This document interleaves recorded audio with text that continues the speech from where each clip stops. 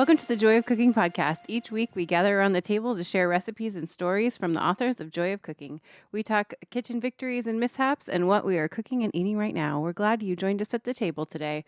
I'm Sarah Marcia, filling in for Shannon while she has a month-long visit with her mom, so I'll be on for a couple episodes. My fingers are burning from hot sauce today, so much. I'm Megan Scott, co-author of the 2019 edition of The Joy of Cooking. I'm a food editor by day and avoider of dish duty by night, and Cosmic Crisp apples are just too damn big. Yes, I am bringing this up again. I can't believe it. We've been chastised for our Cosmic Crisp takes, and here you are, reigniting. Go on. She likes to stir the pot.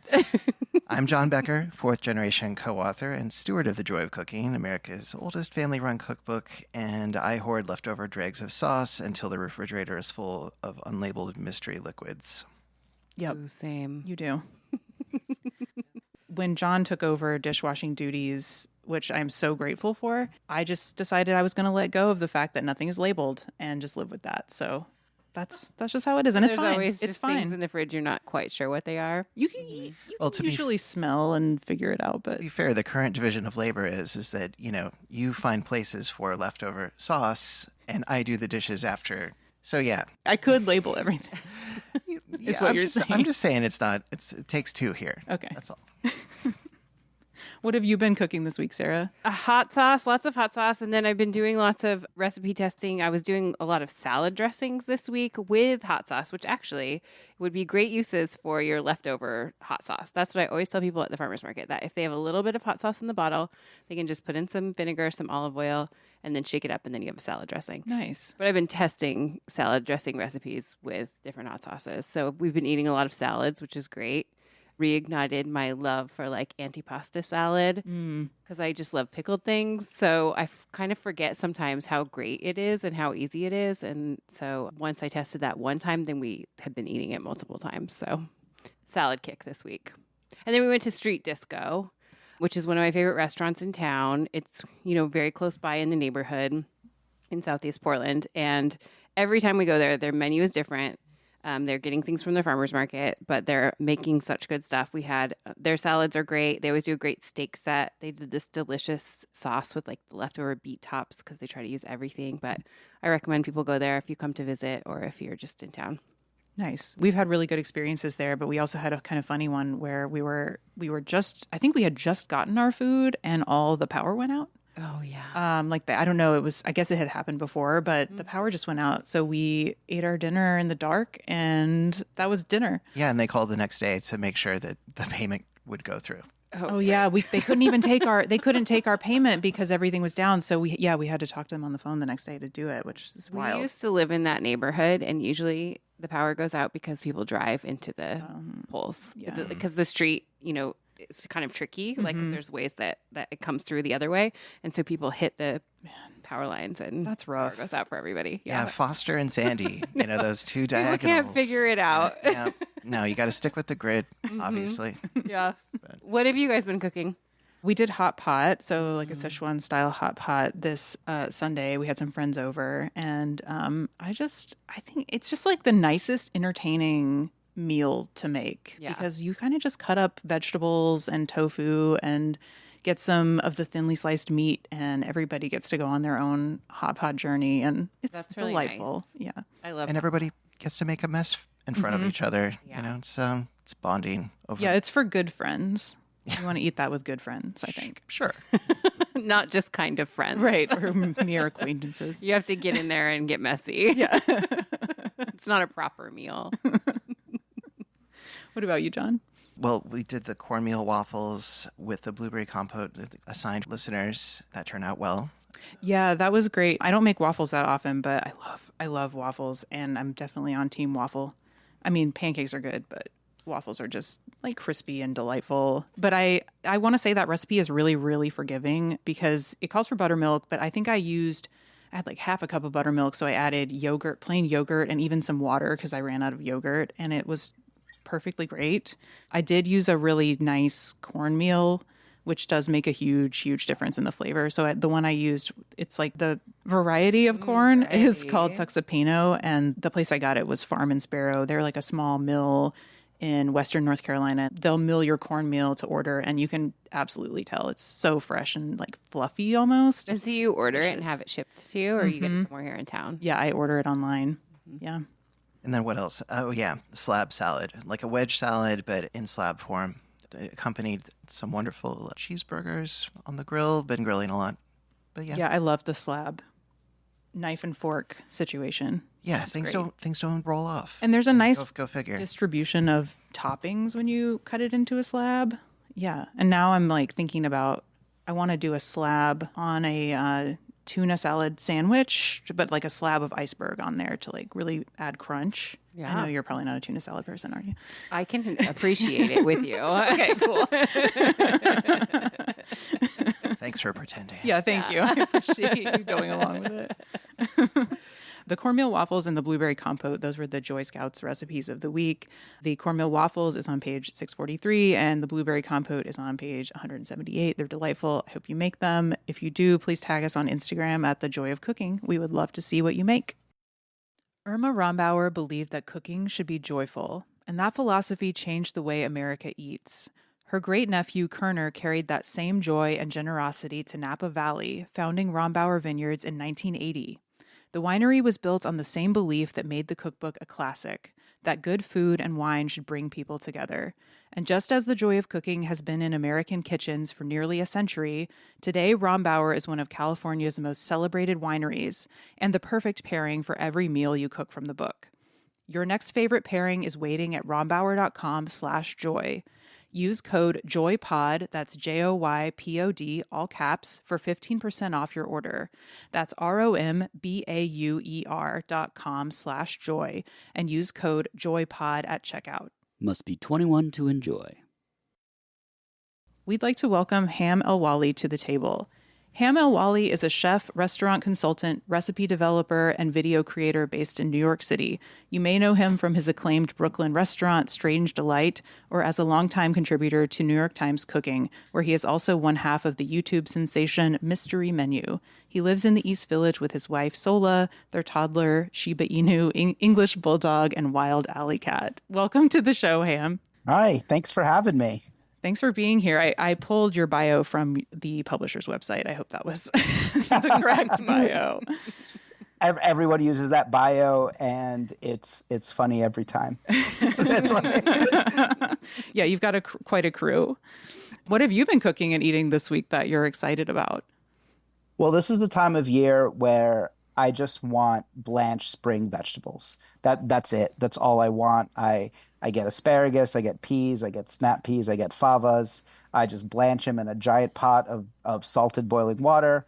It's the only time I actually get ice from my bodega because I'm in New York, so I don't have an ice machine. So getting ice is the hardest part of this whole process. So it's when this is the time of year where I go for the ice. Do you serve them with a sauce or any kind of garnish, or are you just eating them freshly blanched? It depends. If I'm having a piece of meat or something, I might have a little aioli on the side to dip it in. But really, my favorite way to eat it, I just chop them up, toss them in a bowl with some olive oil, some lemon juice, my favorite herbs. If I can find chervil at the farmer's market, oh yes, then I do chervil, some chives, some parsley, toss it all together, and it's the best expression of spring. Delightful. Yeah, I love herbs, and I think whenever I use herbs, I try to use a lot of them because I don't think that recipes ever call for enough herbs. Like you can probably just add a handful and it's fine, right? Yeah, I think so. Yeah. I'm using the whole bunch at a time. Like a bunch of chives, that is one recipe right there. Even if it just asks for a tablespoon, like I feel like you can't overdo it with the herbs. Yeah. And I think the secret to feeling empowered to use a lot of herbs is to find a place that doesn't charge too much for them, because unfortunately our like closest supermarket, which is like a big chain supermarket, they have the tiny clamshells, the plastic clamshells that have like 3 sprigs of dill. It's not enough. It's ridiculous. Yeah. And it's like $3. So Yeah. you got to find the big bunch for like $1 or $2 to make it worth it. We always try to grow everything, even when we didn't have. I mean, now we have a big yard and garden, but we've lived in many places where we did not. So we would have, little things on the counter, or even just I had a little tiny light that was pointed at the counter, like in the window. Like we always found some way to grow herbs just because we like to have it on our food so much. Yeah. I feel like herb gardening kind of runs in your family, John. Yeah, no, I mean, my grandmother in particular was very proud of her herb garden and had a drawing of it in the 1975 edition of the book. And Well, it's still Oh, there. wow. yeah, no, it was very important to her, and it was impressive. It was like it has kind of like a semicircular, arrangement, and yeah, I don't know. It was really cool. Yeah, we still have that. Sorry, It's still there.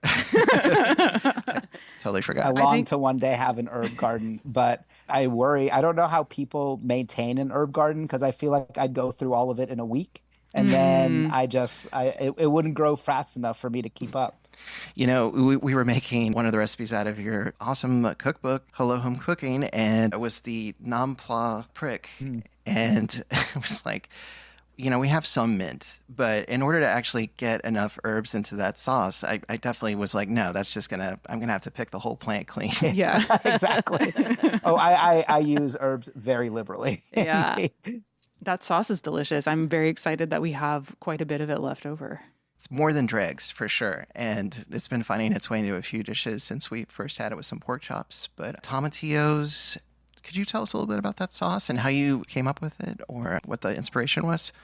Yeah, the Nampla prick is like one of my favorite sauces. It's so good with so many different proteins. It's great on top of just rice with a fried egg. So I knew I wanted to do something with that. And there are oftentimes I wish the sauce was more viscous so it could cling to things better. So that's where the tomatillos came in because tomatillos added a really nice acidity and a really nice texture to the sauce. And it just clings to everything really, really nicely. And for some reason, like tomatillos, even though they're a Mexican ingredient, they fit so nicely in that cuisine just because the acidity just fits really, really well with that sauce. That's why I purposefully made the sauce a bigger batch than you would need, just because it's like a nice present to yourself. Because any leftover sauce is just like, it's great with so many things. I love that, a present to yourself. We need more of that. Yeah, we do. We do. You put it on your burrito this morning. Yeah, Ooh, that is cool. That is a smart move. I might need to steal that. it was a cheesy egg soft taco situation. So yeah, it was good on there. It was a little drippy. You're revealing my saucing You're- habits. I'm sorry, John. Yeah. John is a little shameless with the condiments. There are worse things. Yeah. It's not a worse bad things. quality, John. I think it's great. Thank you. Sauce it up, man. Thank you for Yeah. accepting me as I You're am. welcome. Never be ashamed of your condiment use. Never. Thank you. Absolved. It's my mantra for the week. Good. And Ham, what's your signature dish? That is such a tough question because it really changes based on my mood, like based on what I'm feeling. So it can be something as elaborate as a chicken shawarma. It can be just a steak dinner. It can be a gumbo. It can be so many different things. Based on where I am, I cook very differently. So at my restaurant, I cook a certain way. When I'm at home and I'm just cooking for myself and Sola, I cook a different way. When we're cooking for our child and all of us, I cook a different way. So there's really multiple versions of me and they all have different signature dishes. So if I'm cooking at the restaurant, I would say our signature dish at the restaurant is a crab dirty rice. Ooh. And we call it a dirty rice because we dirty the rice not with innards, but we make this Creole style XO sauce that we borrow from. So we use a lot of that Hong Kong XO sauce technique, but apply a lot of ingredients from New Orleans into it. So we do Trinity, we do Creole seasoning, we do herb saint, and then we cook all that down into this like deliciously, intensely umami sauce. And then we fry our rice in that paste and then finish it with lump crab and celery and a bunch of herbs. And that's our crab dirty rice. Dang, that sounds so good.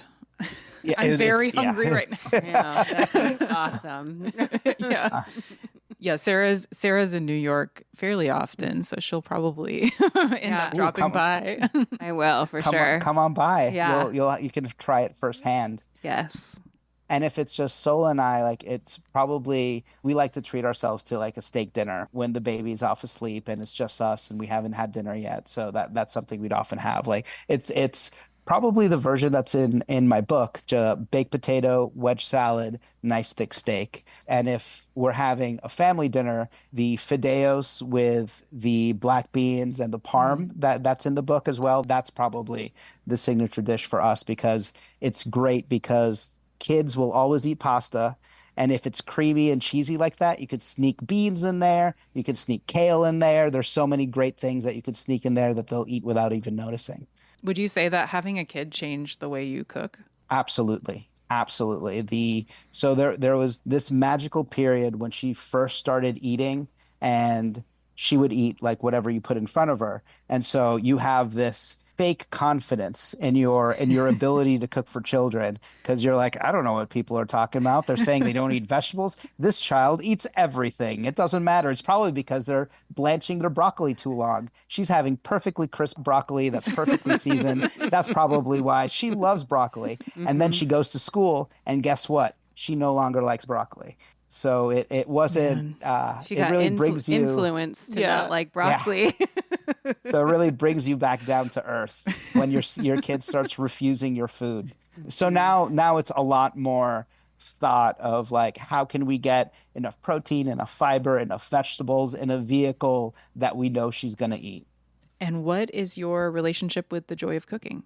So growing up, my mom had a handful of books. It was 4 books. She met my dad in DC where they were going to school there, and then they moved to Doha, which is where I was born and raised. But they really had this close ties to American food. And we ate a variety of food at home. We ate Bolivian food, we ate Egyptian food, we ate foods from the different nationalities of friends that my mom had, but we also had American food, things like meatloaf and pot roast. And those dishes she learned to make from The Joy of Cooking because it was one of the books that she had. She had The Joy of Cooking. She had the Julia Child cookbook. She had this random Italian cookbook filled with handmade pastas that she never made. It was mostly inspirational.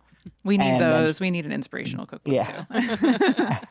And she had this notebook that she wrote all of her own recipes in. So those were the 4 books that she had. So those 4 books are ingrained in my memory. So it's really nice to talk Joy of Cooking. Oh, that's awesome. Yeah, that's a really great story. We love hearing everybody's Joy of Cooking story. It just feels like getting invited into people's kitchens. It feels really like intimate and special, and I never take that for granted. It's really cool to have what you guys are doing too, like keeping kind of the discussion alive by talking about it so much because it is such a seminal book in so many people's households because it taught so many people how to cook these basic things that are now just standard in so many families. And that's a really cool thing to be a part of. Yeah, we've heard a lot of really awesome stories, especially when we were on book tour in 2019. We heard a lot of stories of folks who had either, like they had taken the book overseas with them in their new life, whatever they were doing, and, they had their favorite recipes that they were learning how to make in a new place and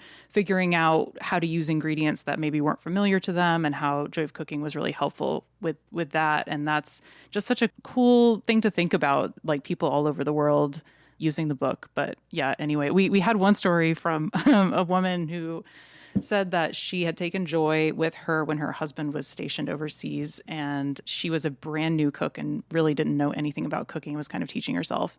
And she was, her husband liked to eat big roasts of meat. This is like the 50s or 60s. So big roast of hunks of beef. So she would do a roast beef, but she was talking to a friend and she was like, I make this roast beef, but I have to clean my oven once a week. And her friend was like, what are you doing that you're cleaning your oven once a week? And she showed her how she made the recipe. And because the recipe didn't say to put the beef roast in a pan in the oven, she was just putting it on the rack in the oven, cleaning her oven every week. Oh, that is wild. That is wild. Definitely a note for the next edition to make sure that we're talking about the pan, mention the the roasting pan. I feel like we do that, but I think we do. I think that was changed, and yeah, I think that was fixed. But that's just wild to me. Do you feel like a lot of the changes you need to make to the new editions? Do you need to add more instruction because things don't seem like common sense anymore, for lack of a better word? Because that's something I feel like newer cookbooks kind of over explain a lot more things than the older cookbooks do, just because it's not second nature anymore. You don't see a lot of people cooking as you're kind of learning these things from scratch. I feel like a lot of that kind of, I guess, transition, if you will, happened when Marianne, my grandmother, took over from Irma. You know, there were all these different chapters that were added that were like had a lot of the background information, that the hand holding, if you will, that was kind of missing from some of the earlier editions. But yeah, when it comes to actually the recipes proper, I think we do try to go out of our way to spell things out more. Yeah, and I think now I'm finding myself, like, as a person who edits a lot of recipes, I find myself taking out a lot of jargon. So like words that cooks know what those words mean, but if you're a beginner or you haven't read the cookbooks or been to culinary school or whatever, you might not know, what's a brunoise, or that's a bad example maybe, but stuff like that. Like I find myself taking those out and replacing them with just more descriptive words about what you're supposed to do, rather than assuming people know all the terminology. That makes sense. This is a good transition. I had a question about some of the sections in Hello Home Cooking. There's like a vegetable chart where you have like these very short, brief, beautifully brief, quote unquote, recipes for different vegetables. And then you also do kind of a similar thing in the breakfast section with the egg dishes. And there's like this cool salad matrix and a few other areas. And I was just kind of curious how you guys approached that, or how you made that decision, when to add them to the chart, or when to like pull it out and make it into a full-blown traditional recipe. I love collecting vintage cookbooks. It's like our home is just covered in, we've got cookbooks pretty much in every corner of our home. And it's starting, so much so that it's starting to become a problem. We need to find a place to do it. One of my favorites are the old Betty Crocker cookbooks. I love them. They're not big books, but they pack so much information in the few pages that they have. And I noticed one of my favorite things about them is that, yes, you flip through and they have all those recipes, but they also have sections where they tell you, asparagus, here is some things you can do with asparagus. Cauliflower, here's some things you can do with cauliflower. And I knew I wanted to include something like that because I think it's fun to cook like that. I wanted to include something for everyone because like people like to cook in different ways, people learn in different ways, people get inspired by different things. And so it's a cookbook in 2026. So obviously I had to have like a recipe section with like classic traditional recipes with your process, ingredient list, and so on. But I also wanted to include something that could kind of just inspire you to make something with asparagus or a vegetable or a salad. Or I also have a section like that in the protein section where I just break down all the parts of a cow and like all the different things you can do with the different parts. Because that's how I personally use cookbooks. I rarely cook out of a cookbook verbatim. Like I don't follow a recipe very often if I'm not making a pastry. So I'd kind of skim through, be like, oh, that's a fun idea. Let me try a variation on that. And so I wanted to include a section where you could kind of just get inspired to just get in your kitchen, grab a bunch of asparagus and make something tasty with it. You just met Dirk a few minutes ago, but that's my husband, and he collects those Betty Crocker cookbooks as well. And we play this really fun game at night where he'll just read me the title, and then I'll guess what the ingredients in the recipe are. And I feel like it makes me like kind of a better cook and a better recipe developer because I'll be like, well, if my title doesn't explain everything, then like, what am I even doing? But we'll do it for hours. It's very fun. It's really fun. They have really fun names. Sometimes I miss those. Just like fun names that don't tell you anything about the recipe at all. It's like, do you want to find out what wacky chicken is? You got to keep reading. And there's always like something that's like, whatever, mushroom surprise. And I'm like, ooh, what's the surprise? That's very exciting. The surprise is often sour cream. Yeah, I was going to say, or cream cheese a lot of times. Something creamy is usually the surprise. Cream of mushroom, maybe. Yeah. Some kind of canned soup. That makes me think of Golden Glow salad. Do you know Golden Glow? Oh, no. What's Golden Glow salad? Oh, gosh. I might misremember it, but it's a gelatin salad that involves... It's chicken stock, but it's also, there's a citrus element in there, I feel. There may be orange jello, like literally might be orange jello chicken stock. It's sweet, savory, and you're supposed to serve the center filled with mayonnaise. Sorry, Sarah. Oh, no. Wait, so it's an aspic. It's an aspic. Yeah. Yeah, a with Jello mayonnaise in salad. the center Yep. Yeah. and orange segments kind of deal. It's got, I think it's orange Jello and chicken stock that make up the base. And Oh, then maybe okay. it has pineapple, something, pineapple feels very of that era. But yeah, and maybe grated carrots are in there, but it's of orange. course. Yeah, it's glowing. It's Glowing orange. de rigueur. Yeah, grated carrot. I would love to have a potluck where everyone just makes their own variation of a Jello salad. Yeah, you would need something to anchor that meal, though. Like you need, I don't know what, but Crackers. for sure, crackers. Melba toast. Yes. Nice. So Rombauer Vineyards is sponsoring today's episode. And honestly, I've been wanting to talk about them because they just released a fresh vintage of their Sauvignon Blanc, and it's quickly become my go-to white wine as we head into the warmer months. It's refreshing and vibrant, exactly what you want when the sun is out. I've been having it with asparagus with orange and hazelnuts, and I mean, it just works perfectly. And okay, if you're planning on firing up the grill soon, let me tell you about their Zinfandels. They just released their 2023 vintage, and it's bold, juicy, and has real depth. The kind of wine that just belongs with good food and good company. Something like grilled marinated octopus with shaved fennel and white bean salad comes to mind, but it's so versatile. Head to rombauer.com/joy and use code JOYPOD. That's JOYPOD, all caps, for 15% off. That's ROMBAUER.com/joy and use code JOYPOD at checkout. Must be 21 to enjoy. Can you tell us a little bit about the origin story of Hello Home Cooking? Yeah. When I first moved here, I moved here on my own. I was 19. And the first summer that I lived here, my mom came to visit me.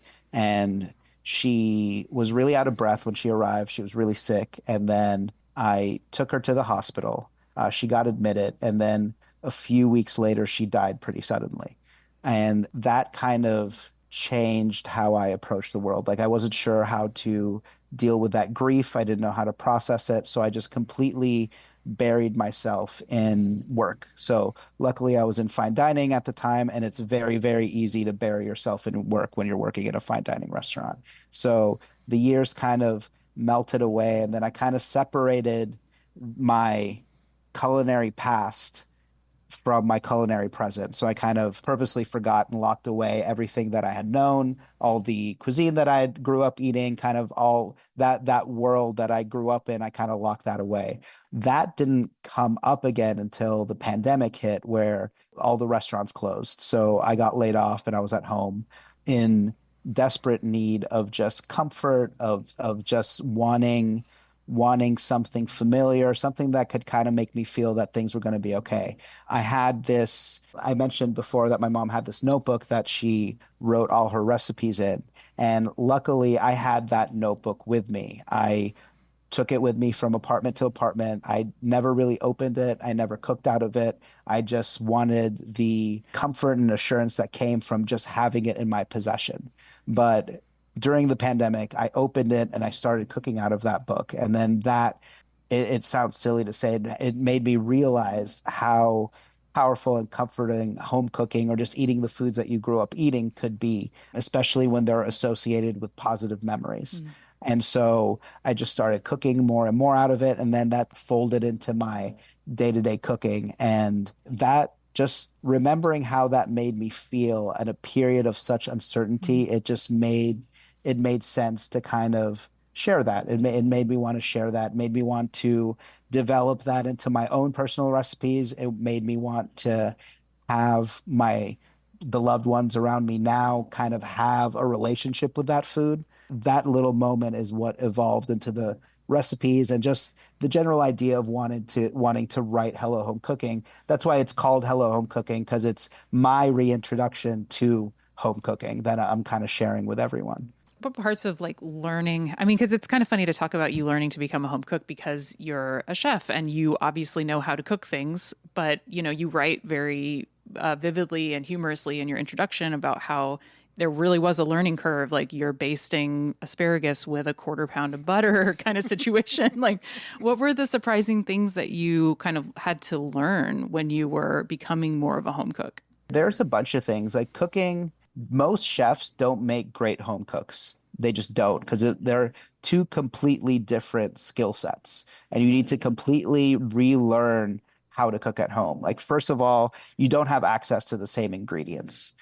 Like, I'm not reaching for Wagyu picanha in my fridge often. It's not something you can find at your local Whole Foods. You're working with what your grocery store has to offer. That's like the biggest constraint. You also, especially now with a kid, you have time. The concept of time is very, very important. Like, I don't have time to turn asparagus into like those really nice peel tips. Like, I love doing that stuff at work. Like, it's really therapeutic. I love making it really, really smooth. It's a lot of fun. I'm not doing that at home. I'm at home. I'm hitting it with a peeler. I'm snapping it where I can. You're kind of moving with a lot more urgency, which is crazy because at a restaurant there is a lot of urgency. But it's a panic induced urgency that you're cooking with at home, because if dinner is not at the table at 5, your day is ruined, because it means bath time is thrown off. It means nap time, sleep time is thrown off, Oh my God. which means that she's likely going to wake up at midnight, which means she's sleeping in your bed, which means you're not sleeping,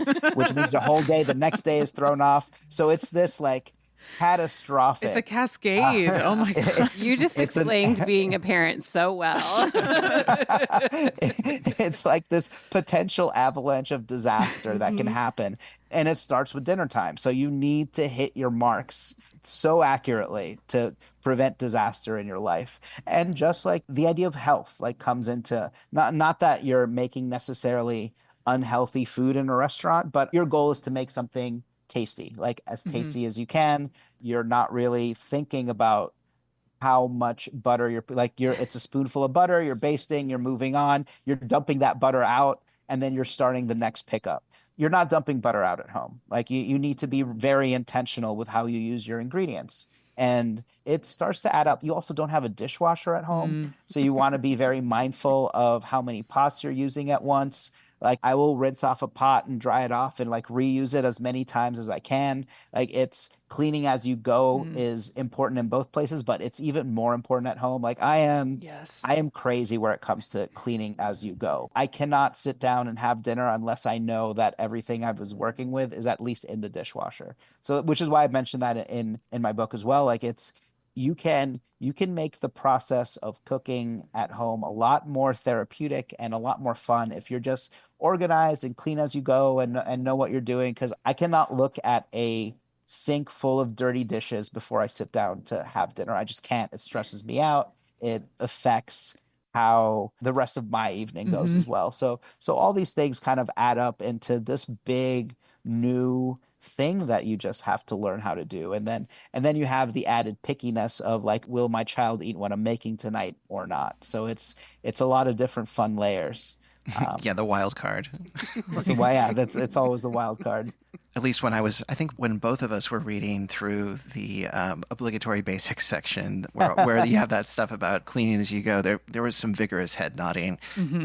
Especially, I think you said, ensure your dishwasher and kitchen sink are empty, clean, and ready. And I was just like, oh my God. Yeah, nobody, like you said, nobody says that, even if you know that that's what you should be doing. But yeah, like, make sure that you're preparing the way for yourself so that your dish rack isn't full when you have a sink full of dirty dishes and need to clean stuff. Like, yeah, make sure your dishwasher's empty. It's such great advice.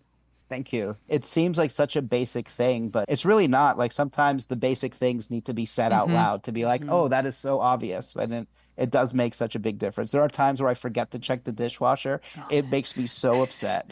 So upset when I'm like, in my mind, I'm rinsed, I'm ready to go. I'm ready to go in the dishwasher. I open it and it's full of clean plates. Yeah. It's Like, it's like, come on.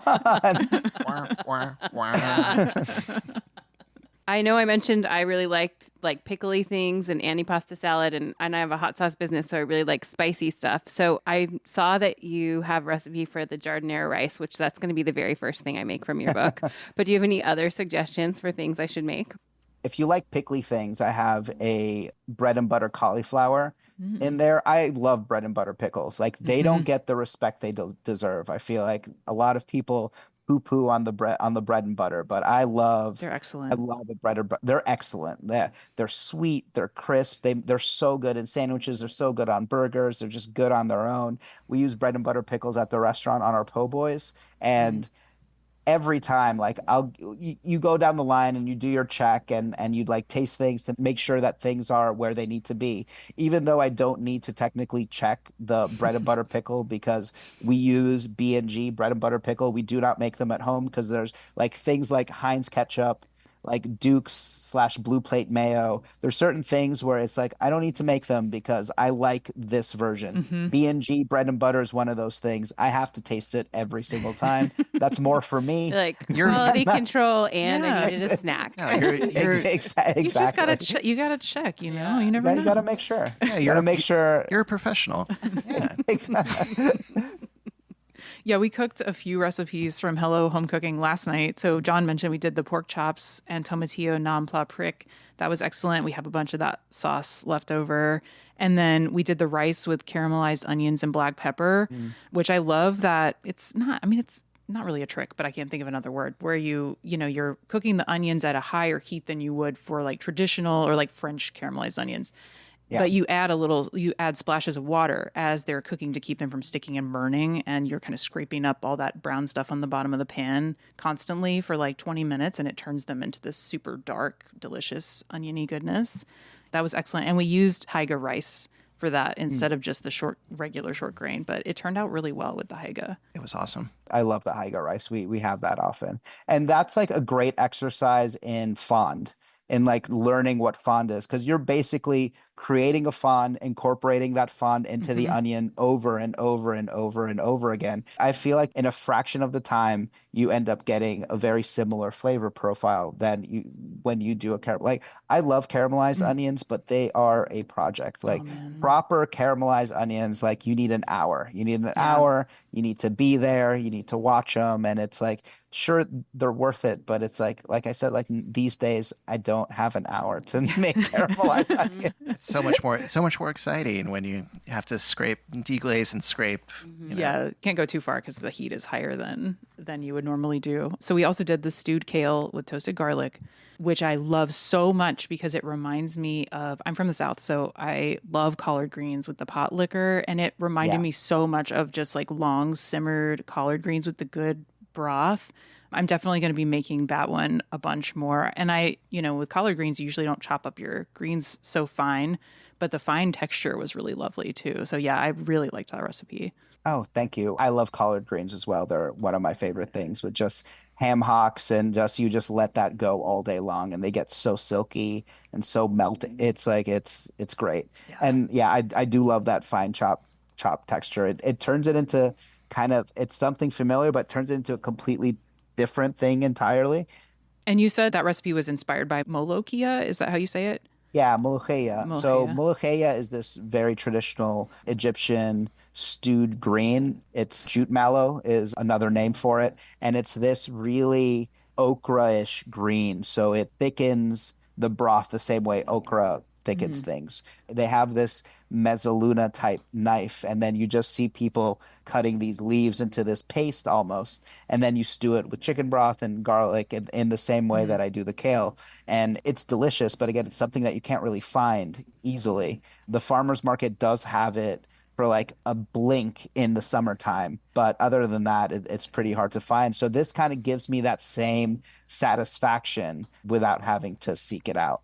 Yeah, it's kind of just a greens delivery system, which is my favorite. If I can eat a huge pile of greens that's been shrank into a small pile, that I don't know, that fulfills something for me. I agree. I am a big fan of just I also love seeing a giant pot of greens turn into nothing. Yeah. There's something super satisfying about this giant pot of greens that just disappear. One Trick Pony is flipping the peanut butter aisle upside down, literally. They make ridiculously good peanut butter with just 2 ingredients: organic Argentinian peanuts and salt. No palm oil, no added sugar, and no ingredients you can't pronounce. Their custom jars are designed to sit upside down on the shelf, so when you open one for the first time, you're not dealing with that thick layer of oil on top. Instead, the oil settles at the bottom, making the natural peanut butter easier to stir. Simple ingredients, smarter jar, better peanut butter. To learn more or shop online, visit One Trick Pony. That's OneTrickPonyNuts.com. And if you sign up for email, you'll get 15% off your first order. I'm partial to the crunchy peanut butter and caramel crunch peanut butter popcorn. You can also find One Trick Pony nationwide at Target, Sprouts Farmers Market, The Fresh Market, and select Whole Foods Market locations. How did you decide what recipes to include in this book? Is this kind of representative of how you cook at home, or did you just come up with ideas and then flesh them out? So the process for this book, I really leaned into nostalgia a lot. So I watched a lot of the shows that I would watch growing up. I listened to a lot of the music that I would listen to in that time period. I really wanted to take myself back into my childhood home and that environment. Could you share a tidbit of what video games were you playing? What music were you listening to? Oh, so Final Fantasy VII, a must. That was the first video game that I really loved. Like I thought about all the time, that made me cry, that made me laugh. Like that was the first one that really, really stuck with me. I also really loved Goosebumps as a kid, R.L. Stein. Yeah. So I dusted off some old Goosebumps and then read. They're surprisingly very easy to read. As an adult, you could probably read one in 10 minutes, but still fun. They're still really satisfying. And then I watched like some Teenage Mutant Ninja Turtles, Oh, heck yeah. Dexter's Laboratory, a lot of 90s wrestling, which I was a really big fan of.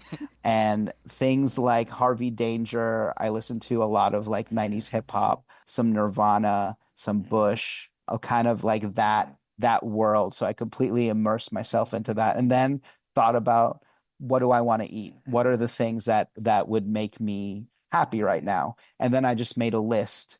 And then I started making those things as I would now. And then that's how the recipes came about. So it was like memories of things that made me happy then, with the technique and things that I learned along the way now. And I wanted to make sure, a big part of the book is I wanted to make sure that it was accessible. I wanted people to be able to go to a grocery store and then make it. So I also went to a lot of grocery stores in my area to see what ingredients I had to work with. There are obviously some things like za'atar that I mentioned that's like you should maybe get from a special source, just because it's tough to find in your grocery store now, but stuff like that I think is worth it. But for the most part, these are things that you can just find in your day-to-day grocery store. Is that what motivated you to call for making making ricotta from scratch? Is that you didn't think people could get the good stuff? Exactly. People love ricotta, and I don't know why. I don't know why. Most grocery store ricotta is bad. It's true. It's like, or at best, they're very, very inconsistent. Like you don't know what you're getting. Like there'll be the ricotta section, there'll be 5 different ricottas, and you could get 5 completely different things. You can get water with some curds floating into it, or you can get like glorified cottage cheese, or you can get like this really thick pasty thing. It's like you don't know what you're getting. So you might as well, like, ricotta is a super, super easy cheese to make. And it's like, it's fun. It's really, it's like one of those things that's really rewarding when you make it. You're like, oh, this is better than any ricotta that I can find in a grocery store, and it's pretty easy to make. I also think cheeses like that are really fun to make with kids, like because they think it's like magical when you make a cheese. Like I took Adeline to one of Claudia's cheese making classes. She was one of our past guests, and she thought it was the coolest thing ever because we got to like stretch the cheese to make our own string cheese, and she was like, "This is how string cheese is made." Like she eats it every day at her lunch, and she had no idea. It was like so cool. You thought it was fun to eat, but it's actually much more fun to stretch. Fun to make. I saw a video that Sola did about, I'm sorry, people like know things about you from watching Instagram videos, and it's probably weird. But I saw this video that Sola made where she was talking about how she's more extroverted than you and you're more of the introvert. And so like different parts of the process of the book writing and then the publicity tour process were like much more fun for you than other parts. How are you doing at this point in is the bulk of your tour like mostly over? Are you still doing a lot of events, and how are you feeling? How am I doing? How are you holding up? The bulk of my tour is done. I was nervous just because, like you mentioned, I'm pretty introverted, but and I didn't know what to expect. Like there are two things. Like it's are people going to show up, which is always a fear, and the other one is, are too many people going to show up, and is it also going to be weird? But luckily, they Goldilocks me, and just the right amount of people showed up to all of them, and everyone was so nice and made me feel really safe and really comfortable, and like everyone from the bookstore owners to the people who came to the mediators, like everyone was so nice and genuinely so excited to be there. And I'm a bit of a pessimist, a little bit hard on myself, and a very, very, what's the best way to put it where it doesn't sound too depressing? Very critical of my own work. So it takes a lot for me to believe that this thing that I put together is a good product. And when someone tells you, it's like, oh, this is really good, there's like this voice in the back of my head that says, oh, they're just trying to be nice. Yeah. But it felt so genuine that the voice in the back of my head had nothing to say. Amazing. Which is kind of like the nicest thing that I could say, because that was always one of my biggest hurdles to get over. And everyone was so genuine, so nice, so supportive that I could kind of just be in the moment and enjoy this thing that I had worked on with other people who enjoyed what I made, which is great for something like this, because it's like there's a lot of personal things in this that like I didn't really edit myself when I was putting it together. Like just like how I thought of the recipes to put in the book, I kind of just lived in that moment and put those recipes together and made them and put them in the book. The head notes and chapter openers, that's kind of how I dealt with those as well. It's like, what do these sequence of recipes make me feel? What do they make me think of? And I just wrote that, and I didn't edit myself. I didn't say, this is too personal, let me kind of water this down or take this out. It's like, no, I edited myself very, very little for this. So I wrote what I felt, put it on a page, and kind of packed it up and sent it off. So it like no longer belongs to me. It kind of belongs to everyone. And it's like, it's the best way I have found to deal with decades of grief that I didn't know how to deal with. So now I fully feel like that chapter is closed, and like I can move on and live the rest of my life, which is very freeing in a way in its own, that just to get that result feels like it was all worth it. That's incredible. Yeah, that's amazing. I think that, losing a parent at such a tender age, my dad died around the same time as your mom, age-wise. And I think that I dove into cooking too, but in a different way. I cooked in group homes for people, but it changes how you cook too. Because for years, I cooked for 20 people, even though I didn't need to. It was just me and my husband. I couldn't get away from that. But I think diving in and cooking, you're still not processing anything though. So I think this was your time to actually process it and put it out there and move forward. So even though it's, 20 years later or whatever, it's like you could finally do it, which is so nice to hear. Yeah, it's great. Like there was part of me that was a little bit embarrassed that it had taken this long to move on or get over it, but it's like everyone's on their own timeline, and it's like it happened. It may have taken 20 years, but it happened. And I'm okay with that. That's fine. I also saw you at one of your book engagements in New York. I was at the Cherry Bomb event that you spoke at. I would have no idea that you were nervous or an introvert or anything like that. I thought you were so charming. It was so wonderful. So when you said that, I was like, really? Well, thank you. It's very much a duck. Oh, hello. I just wanted to take a moment to tell you about an easy way to enhance your meals. Whether they are a healthy vegan grain bowl or that late night snack we'll pretend didn't happen the next day, and that easy way is Marshall's Hot Sauce. For 15 years, chef and cookbook author Sarah Marshall has been hand-making and bottling these delicious sauces. She works directly with local farmers and highlights the lovely flavors of fresh seasonal produce. They're gluten-free, there are no additives, dyes, waxes, or binders, and they have mouth-watering combinations like serrano ginger lemongrass, or habanero carrot curry, or even whiskey smoked ghost, which was featured on Hot Ones. So head on over to marshallshotsauce.com, that's Marshalls, HAUTESAUCE.com, and see all the available sauces and spice blends. Oh, that's right. Sarah's created spice packets by dehydrating and freeze-drying actual produce, so you can impart flavor into your food with more vegetables. But that's a story for another day. Find all of these delicious creations at marshallshotsauce.com and enter HOTJOY, that's one word, capital H, AUTE, capital JOY, one word, at checkout for 20% off. That's HOTJOY at checkout for 20% off. And now, back to the show. All right. So every week we answer a caller question. And this week we're talking about takeout dupe meals. Dirk, can you please read the question? What are your favorite Joy recipes for meals that people generally get for takeout? I'm thinking pizza, noodles, tacos. The possibilities are endless. Thank you, a devoted listener and Joy fan. Okay, this is a very fun one. So whenever we get takeout, we're getting either pizza or Sichuan Chinese food. What do you normally get for takeout, Ham? So we do Szechuan/Chinese is definitely one. Pizza, shawarmas is one. And there's this Thai place, Fish Cheeks, that is probably our favorite takeout. Ooh. Or tacos is another one as well. There's this Tex-Mex taco place called Yellow Rose in the East Village that we get pretty often. Those are kind of our go-tos. Nice. What about you, Sarah?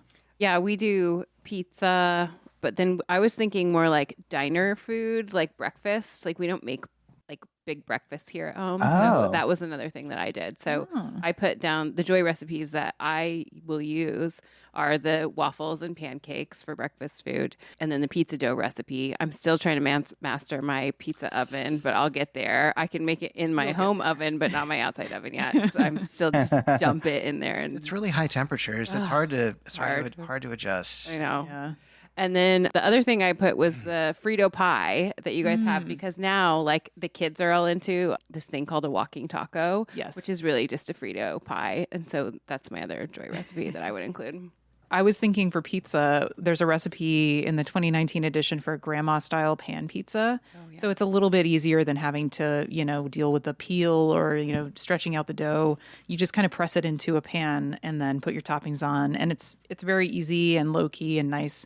A little easier, if you're thinking of takeout for ease, that recipe is a good one to choose. Takeout vibes. Yeah, takeout vibes for sure. And then I put down Caesar salad because I was thinking like the old school Caesar salad way is to make the dressing at the table in the bowl. And like, I think that sounds really fun. Yeah, the 'Cause first nobody restaurant does I that. worked at, they did that. Really? Yeah, and I still like just feel like it's the coolest thing ever. Were you making the salad or were you doing No, something I else? was like 17. I was not like old enough or had enough skill to do that. I just sat people at their tables. Got it. But the owner would come to each table and make the Caesar salad.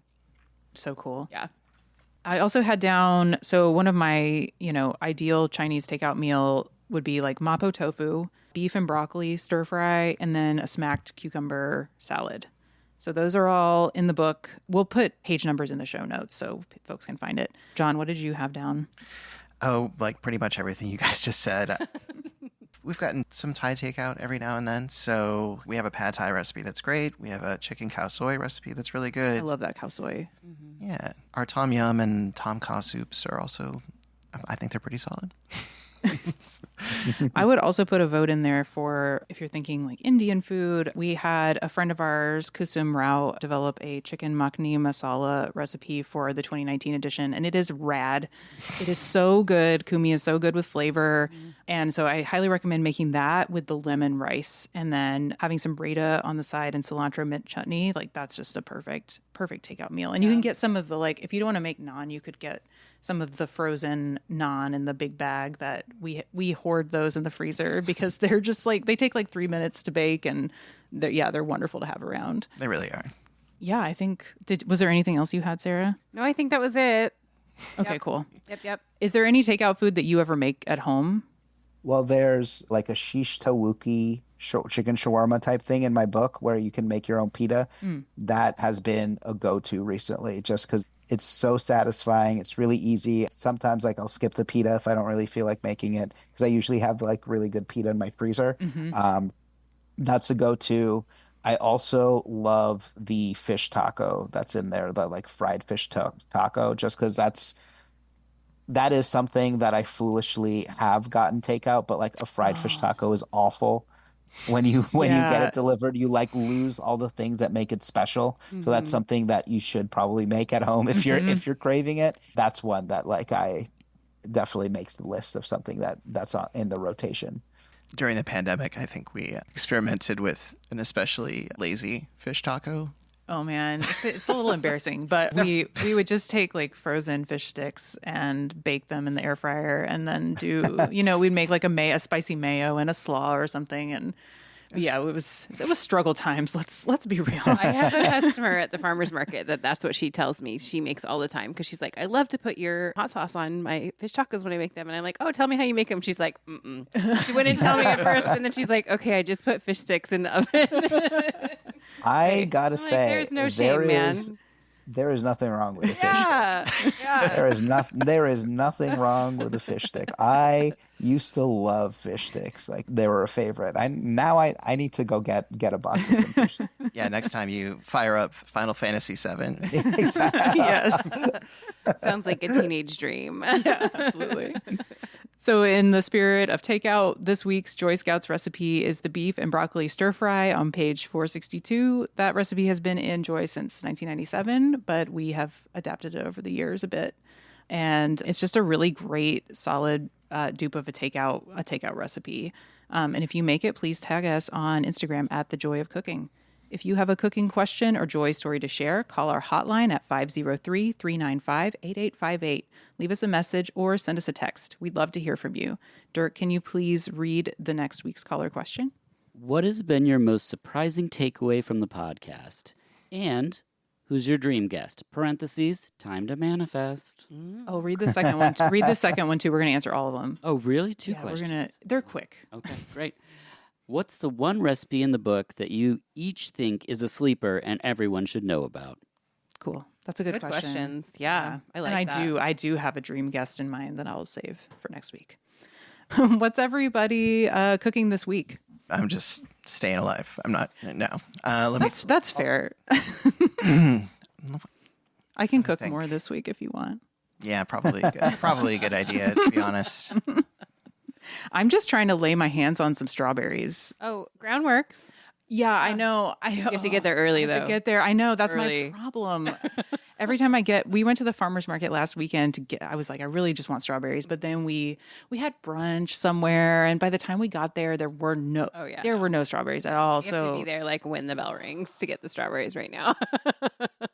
Yeah, we have a little bit of a later strawberry season here, a very good strawberry season, but it is later than like the entire East Coast. So I'm watching everyone on the East Coast eating strawberries for like a month now, and I still haven't had a single one. So that's all I have my mind on.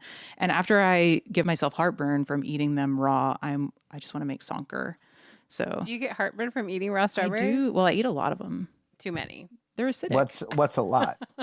Oh, I don't know. I mean, it's like over a span of days, like Oh, let's say like a pint container a day for a few days, and then I start to kind of okay. get heartburn after that. Yeah. But That's fair. So That's we're worth it. talking 3 pints of strawberries in the span of 3 days. sure, yeah. You really hit it hard. I think this week I'm going to try to make some recipes from your book, Cam. I want to make that rice. I want to now make the bread and butter cauliflower. I'm going to go for it.